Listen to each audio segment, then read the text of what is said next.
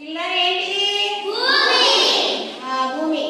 ఇప్పుడు ఈ భూమి మీద స్కై బ్లూ కలర్ లో ఉన్నదంతా నీటి భాగం. నీటి భాగం.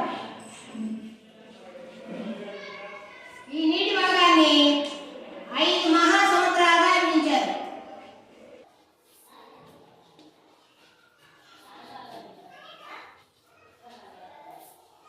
నీటి భాగాన్ని 5 మహాసముద్రాలుగా విభజించారు. ఎన్ని మహాసముద్రాలు?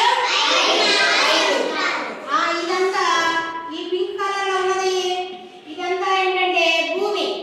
భూభాగాన్ని కూడా ఎన్ని భాగాలుగా విభజించారంటే 7 ఖండాలుగా విభజించారు.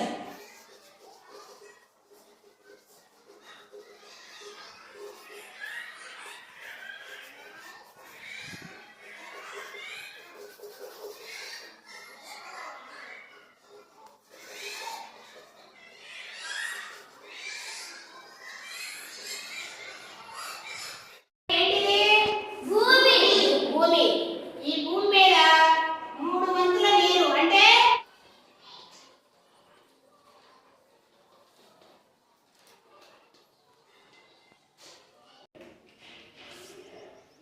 భూమి మీద 3 వంతుల నీరు, 1 వంతు భూభాగం ఉంటాయి. ఓకేనా? ఈ జలభాగాన్ని 5 మహాసముద్రాలుగా విభజించారు.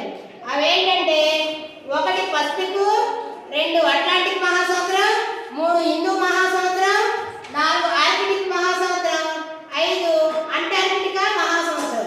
ఈ అంటార్కిటికా మహాసముద్రాన్ని దక్షిణ మహాసముద్రం అని కూడా పిలుస్తారు. ఇక ఈ భూభాగం 1 వంతు భూభాగం ఉందని చెప్పుకున్నాం కదా. ఈ 1 వంతు భూమిని 7 ఖండాలుగా విభజించారు.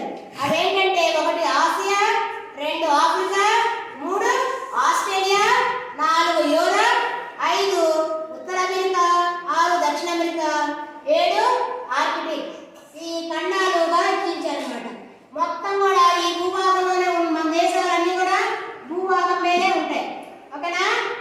భూమి మీద నీరు ఎన్ని వంతులు? నీటి భాగం 3 వంతులు నీటి భాగం, 1 వంతు భూభాగం ఉంటాయి. ఎవరు చెప్తారు?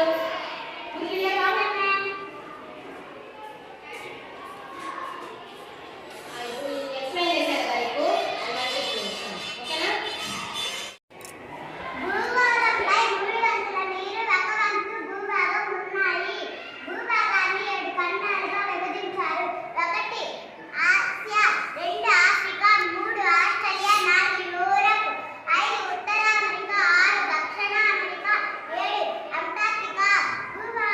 జలభాగాలు 5 మహాసముద్రాలుగా విభజించారు. 1 పసిఫిక్ మహాసముద్రం, 2 అంటార్కిటికా అట్లాంటిక్ మహాసముద్రం, 3 హిందూ మహాసముద్రం, 4 ఆర్కిటిక్ మహాసముద్రం, 5 అంటార్కిటికా మహాసముద్రం. దీనినే దక్షిణ మహాసముద్రం అని కూడా అంటారు. Claps for